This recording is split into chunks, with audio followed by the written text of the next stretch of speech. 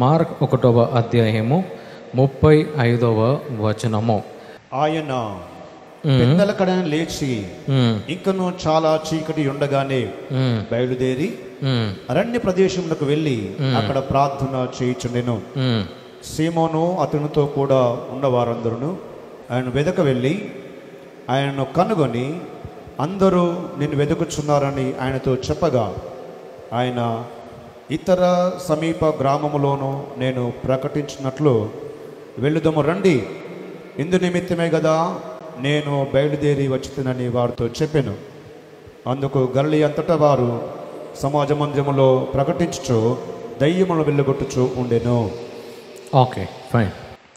So ఈ వచనం మనము యూజువల్గా జనరల్గా మనం ధ్యానిస్తూ ఉంటాము. కానీ ఇక్కడ ఈరోజు ఈ వచనంలో మనం ఏం చూస్తున్నామంటే, ప్రభు అయిన యేసుక్రీస్తు ఎర్లీ మార్నింగ్ అంటే లేచిన వెంటనే ఫస్ట్ పని ఆయన ఏం చేస్తున్నాడంటే వెళ్ళి ప్రార్థిస్తున్నాడంట. అంటే ప్రభు యొక్క సన్నిధికి ఆయన వెళ్ళినట్టు మనం చూడగలుగుతున్నాం.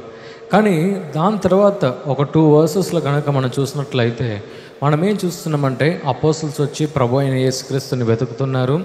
దాని తర్వాత ప్రభు ఏమన్నాడంటే, మనం పక్కన ఉన్న గ్రామాలకు మనం వెళ్ళి వాక్యాన్ని చెప్తాము, మరి చాలామందికి దీవెనకరంగా ఉంటుంది, దాని కొరకే వచ్చానని ప్రభు అయిన యేసుక్రీస్తు అంటున్నాడు. మరి వెళ్తున్నాడు.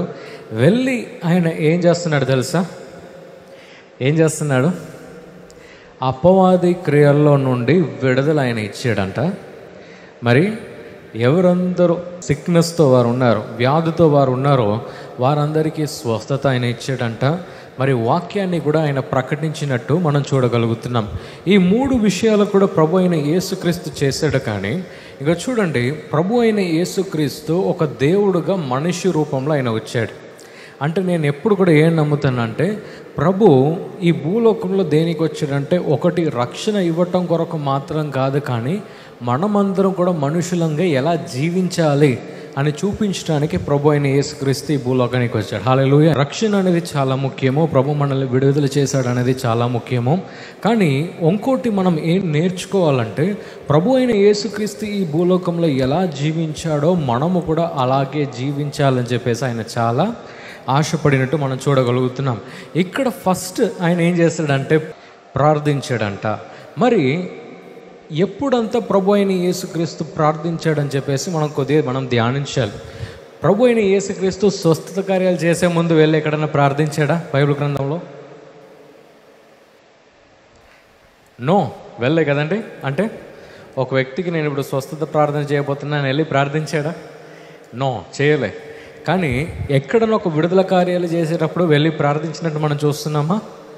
నో, చేయట్లే. కానీ మనం ఏం చూస్తున్నామంటే, అవంతా చేసే ముందు ఫస్ట్ వెళ్ళి ప్రార్థించే ఒక వ్యక్తిగా మనం చూస్తున్నాం. సో ఈ ప్రార్థన దేనికి? ఈ ప్రార్థన దేనికంటే, ఇంకో చూడండి, ప్రభు అయిన యేసుక్రీస్తు ఎందుకు వెళ్ళి ప్రార్థించాడంటే, తండ్రితో ఒక సహవాసం నేను కలిగి ఉండాలి, ప్రభు యొక్క చిత్తము నేను తెలుసుకోవాలి, ప్రభు యొక్క సమయం ఏ సమయంలో ఏమవుతుంది నేను తెలుసుకోవాలని చెప్పేసి ప్రభు అయిన యేసుక్రీస్తు ఏం చేశాడంటే ఫస్ట్ వెళ్ళి తండ్రితో ఆయన మాట్లాడాడు, ప్రార్థించాడు. హల్లెలూయా. అంటే ఒక గొప్ప కార్యాన్ని చేసే ముందు ప్రభు ఏం చేశాడంటే, నేను నా తండ్రితో నేను టచ్లో నేను ఉన్నానా, ఒక సహవాసము నేను కలిగి ఉన్నానా, ఒక కనెక్షన్ నేను కలిగి ఉన్నానా అని చెప్పేసి ప్రభు అయిన యేసుక్రీస్తు చూశాడు కదండి. మన జీవితంలో కూడా మనం ఎందుకు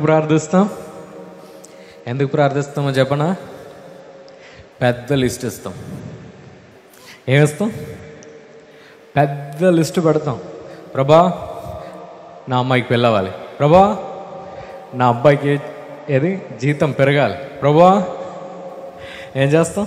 నాకు స్వస్థత కావాలి, ప్రభా నాకు ఆశీర్వాదం కావాలి, ప్రభా నాకు బ్యాంక్ బ్యాలెన్స్ అంబానీ కన్నా ఎక్కువ ఉండాలి. అంటే అన్ని లిస్టు పెడతాం అన్నమాట ప్రభుకి. పెద్ద లిస్టు పెట్టేసి అదే ప్రార్థన అనుకుంటాం కదండి. కానీ ప్రభు అయిన యేసుక్రీస్తు అలా ప్రార్థించలేదు. ఆయన ఎలా ప్రార్థించాడు తెలుసా? నేను లేచిన వెంటనే ఫస్ట్ పని నేను ఏం చేస్తానంటే ప్రభుతో ఒక సహవాసం నేను కలిగి ఉంటాను.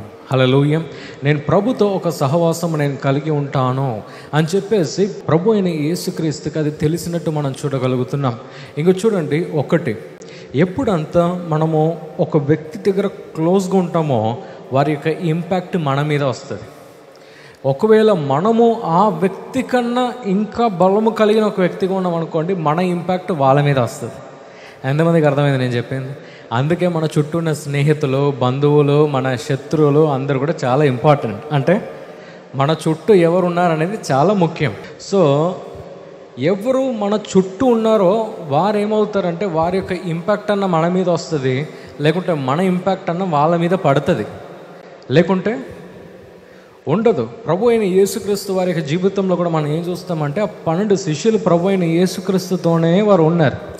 కానీ మనం ఏం చూస్తున్నామంటే ప్రభు అయిన యేసుక్రీస్తు తిరిగి పరలోకానికి ఆయన తీయబడిన తర్వాత ప్రభు అయిన యేసుక్రీస్తు యొక్క ఇంపాక్ట్ వారి మీద కూడా వచ్చినట్టు మనం చూడగలుగుతున్నాం. హల్లెలూయా. అంటే దానికి అర్థం ఏంటంటే ఎవరందరూ దేనికి చాలా క్లోజ్గా అవుతారో వారిలాగా మనం అవ్వగలుగుతామంట. హల్లెలూయా, హల్లెలూయా. ఇక్కడ కూడా ప్రభు మన దగ్గర ఏం ఆశపడతాడో తెలుసా? మనము కూడా ఎప్పుడు ప్రభుకి చాలా క్లోజ్ అవుతామో ఆయనలాగే మనం కూడా జీవించగలుగుతాం ఈ భూలోకంలో. హల్లెలూయా, హల్లెలూయా. ఒకసారి ఏమైందంటే, నేను కాలేజ్ ముగించుకొని అమ్మను ఎయిర్పోర్ట్లో పికప్ చేయడానికి వెళ్తున్నాను అనమాట. అంటే ఒక 5 years బ్యాక్ నేను హైదరాబాద్లో నేను ఉండేది. సో నేను కాలేజ్ ముగించుకొని అమ్మను పికప్ చేద్దాం అని చెప్పేసి బండి వేసుకొని ఎయిర్పోర్ట్కి వెళ్తూ ఉన్నాను. వెళ్ళి తిరిగి వచ్చేటప్పుడు ఏమైందంటే ఆ ఫ్లైఓవర్ ఒకటి ఉంటుందన్నమాట హైదరాబాద్లో. ఆ హైదరాబాద్లో ఒక పెద్ద యాక్సిడెంట్ అయ్యి పెద్ద మంటలాగా ఉందన్నమాట. సో ఇప్పుడు నా కార్ ఆ మంటను దాటి వెళ్ళాలి. అంటే ఫైర్ ఇంజిన్ అంతా వచ్చేసింది, కానీ నేనేమంటున్నా అంటే ఆ మంటను దాటి వెళ్ళాలి. ఫస్ట్ దూరం నుంచి చూసేటప్పుడు ఎలా ఉండే అంటే ఏదో ఒక మ్యాచ్ స్టిక్తో ఇలా చేస్తే ఎలా ఉంటుంది ఫైర్, అలా ఉందన్నమాట. పక్కకి వెళ్తున్నా, ఏంద్రా బాబు చిన్నగా ఉంది, పక్కకి వెళ్తే పెద్దగా అయింది అనుకుంటున్నా. ఇంకా పక్కకి వెళ్ళింది నా కారు పక్కకి వెళ్ళేటప్పుడు ఇలా విండో ఇలా దించానమాట. దించితే ఫైర్ ఆ గాలి అలా కారులోపు ఇలా కొడుతుందన్నమాట. అప్పుడు అనుకున్నా, ఎంత పక్కకు మనం వెళ్తామో అంత శక్తి. హల్లెలూయా. సూర్యుడు ఇప్పుడు ఎంత దూరం ఉన్నాడు? చాలా దూరం ఉన్నాడు. మనం ఇప్పుడు ఏ సీజన్ వెళ్తున్నాం? వింటర్ సీజన్ వెళ్తున్నాం. కానీ అదేది సమ్మర్ సీజన్లో ఇంత చల్లగా ఉంటుందా? ఎందుకు? మన భూమి ఆ సూర్యుడికి చుట్టూ ఆ ఆర్బిట్లో వెళ్ళేటప్పుడు ఏమవుతుందంటే అది సమ్మర్ అవుతుంది. ఆర్బిట్ నుంచి కొద్దిగా దూరం వెళ్ళినప్పుడు ఏమవుతుంది? వింటర్ వస్తుంది కదా. నేనేమని అంటున్నానంటే, ఇంక చూడండి, మన భూమి కొద్దిగా సూర్యుడు పక్కకు తిరిగేసరికి ఏమవుతుందంటే మనం వేడి ఎక్స్ట్రా మనం ఎక్స్పీరియన్స్ చేయగలుగుతున్నాం కదా. అలాగే మన జీవితం కూడా ఎంత ప్రభుకి మనము సమీపంగా మనం వెళ్తామో మన జీవితంలో కూడా ప్రభు మన కొరకు ఉంచిన ఆ చిత్తాన్ని, ప్రభు మన కొరకు ఉంచిన ఆ గొప్ప విషయాలను, ప్రభు మన కొరకు ఉంచిన ఆ దీవెనలన్నింటినీ కూడా మనము పొందగలుగుతాము. హల్లెలూయా. సో ముగ్గురు వారి యొక్క ఉదాహరణ బైబిల్ గ్రంథంలో నుంచి నేను ఇవ్వాలని చెప్పేసి నేను ఆశపడుతున్నా.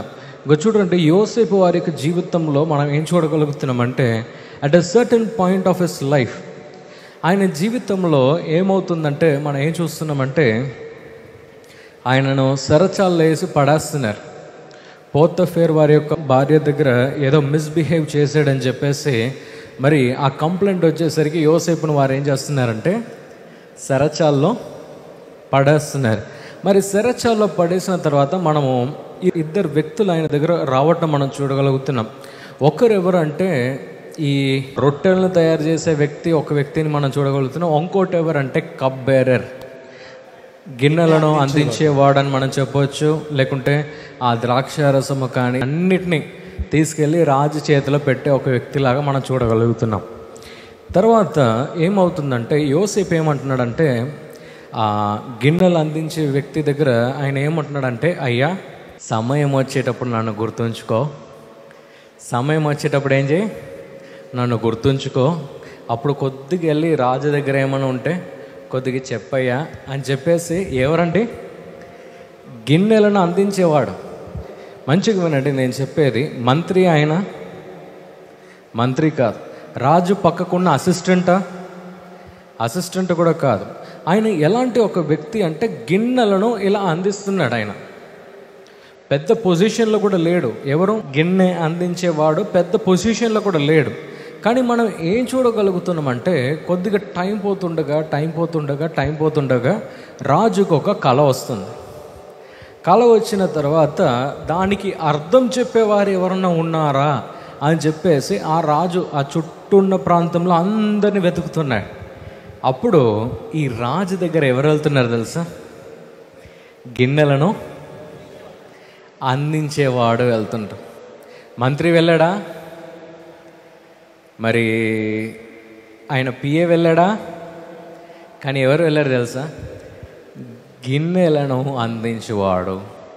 ఎందుకు తెలుసా? భోజనం పెట్టేటప్పుడు అంతా కూడా, అయ్యా నీకు ఇంకా ద్రాక్షారసం కావాలా, ఇంకొక రొట్టి కావాలా, ఇంకా కొద్దిగా భోజనం కావాలా, ఇంకా కొద్దిగా ఆహారం కావాలా అని చెప్పేసరికి అక్కడ ఏమైంది తెలుసా?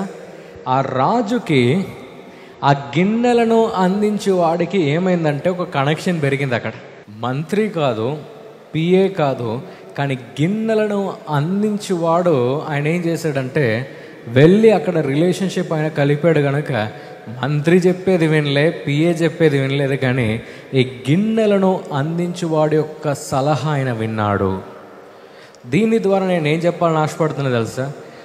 మీరు ఒక కూలి పని చేసే ఒక వ్యక్తిగా ఉండొచ్చు, ఒక రాజుగా మీరు ఉండొచ్చు, ఒక పిఏగా మీరు ఉండొచ్చు, కానీ మీ యొక్క రిలేషన్షిప్ అంటే మీ యొక్క సహవాసము రాజులకు రాజుతో మీరు పెట్టగలిగితే మీరు కూడా అలాంటి దయ మీ జీవితంలో మీరు పొందుకోగలుగుతారు. హల్లెలూయా! అలాంటి ఒక దీవెనలు మీ జీవితంలో మీరు పొందగలుగుతారు. ఇది చాలా మంచి పాయింట్. చాలాసార్లు మనం చదువుతాం కానీ ఇది మనకు గుర్తురాదు. సో ప్రభు ఏం చేశాడంటే అక్కడ గిన్నెలను అందించే వాడిని ప్రభు ఎన్నుకున్నాడు కనెక్ట్ చేయడానికి. చూసారా? అందుకే చాలా ఇంపార్టెంట్. అందుకే ప్రతిరోజు కూడా మనం ప్రార్థించాలి, లేకుంటే ప్రభుకి ఇంకా సమీపంగా మనం వెళ్ళాలి. ఎప్పుడు మనం ప్రభుకి ఇంకా సమీపంగా మనం పెరుగుతామో అంత బలమైన జవాబులు, అంత బలమైన సహాయము మనల్ని వెతికి రావటం ప్రారంభించబడుతుంది. హల్లెలూయా! సో అక్కడ గిన్నెలు అందించేవాడు వెళ్ళి రాజు దగ్గర ఒక్క మాట చెప్పేసరికి యోసేపు జీవితం ఆ రోజు నుంచే మారింది. మళ్ళీ సెకండ్ మనం ఏం చూస్తున్నాం తెలుసా? ఆ కరువు స్టార్టింగ్ టైంలో అంటే ఇంకొక 7 yearsలో పెద్ద కరువు రాబోతుందని చెప్పేసి యోసేపు వెళ్ళి చెప్తున్నాడు రాజు దగ్గర. అప్పుడు మనం ఏం చూస్తున్నాం తెలుసా? ఆ రాజు మొత్తం పట్టణం మొత్తం వెతికాడంట. ఈ ప్లాన్ యోసేపు చెప్పిన ప్లాన్ని ఎవరన్నా దాన్ని చేయగలుగుతారా అని పోయి వెతికాడు. ఏం చేశాడు? వెతికాడు. రాజు అంటే వట్టిగా ఎవడో చెప్పిండో వాడికి ఇచ్చాడు కదా. కానీ మనం ఏం చూస్తున్నామంటే ఆ రాజు వెతుకుతున్నాడు, ఇంకా నా రాజ్యంలో ఇంత తెలివి కలిగిన వ్యక్తి వేరే ఎవరన్నా ఉంటారా అని చెప్పేసి వెతుకుతున్నాడు. ఎవ్వరు దొరకలే. చివరికి ఎవరిని అనుకున్నాడు తెలుసా? యోసేపుని చూసి యోసేపుని అనుకున్నాడు. ఎందుకు తెలుసా? ఈయన ప్రభుతో డైరెక్ట్ కనెక్షన్ కలిగిన వ్యక్తి. హల్లెలూయా! ఎంతో మనుషులు నా రాజ్యంలో ఉన్నారు. యోసేపు కన్నా చదువు కలిగిన వారు ఉన్నారు, యోసేపు కన్నా ఇంకా బలము కలిగిన వారు ఉన్నారు, యోసేపు కన్నా ఇంకా ధైర్యంగా చాలా కార్యాలు సాధించేవారు ఉన్నారు. కానీ ఆయన ఎవరిని ఎన్నుకున్నాడంటే యోసేపుని ఎన్నుకున్నాడు. ఎందుకు తెలుసా? ఈ కళకు అర్థమైన చెప్పగలిగితే దాన్ని చేసి ముగించే వ్యక్తి కూడా ప్రభుకి సమీపంగా ఉన్న వ్యక్తి మనకు అవసరం. హల్లెలూయా! సో మనము ఎప్పుడంతా ప్రభుకి మనము సమీపంగా ఉన్న వ్యక్తిగా మనం మారుతామో మన జీవితంలో కూడా అలాంటి ఒక దయ మనం చూడటం మనం ప్రారంభిస్తాము. హల్లెలూయా! అందరికీ శుభవార్త. ప్రతి ఆదివారము 4 గంటల నుండి 6 గంటల వరకు కూడా వరంగల్లో గొర్రెకుంటలో గిఫ్ట్ ఆఫ్ జీసస్ వర్షిప్ సెంటర్లో ప్రార్థన కూడిక జరుగుతూ ఉంది. మీరు పాల్గొనండి, ఇతరులకు షేర్ చేయండి. ప్రభు మిమ్మల్ని దీవించునుగాక. ఈ ప్రోగ్రాం మీకు ఆశీర్వాదకరంగా ఉన్నదని మేము నమ్ముతున్నాం. ఫస్ట్ లైక్ చేయండి, తెలిసిన వారు మీ ఫ్రెండ్స్ అందరికీ మీరు షేర్ చేయండి, తర్వాత సబ్స్క్రైబ్ చేయండి. తప్పగా ప్రభు మిమ్మల్ని దీవిస్తాడు. ఇక రాబో వీడియోను కూడా మీరు చూడండి, దీవించబడండి. ప్రభు మిమ్మల్ని దీవించును గాక. God bless you.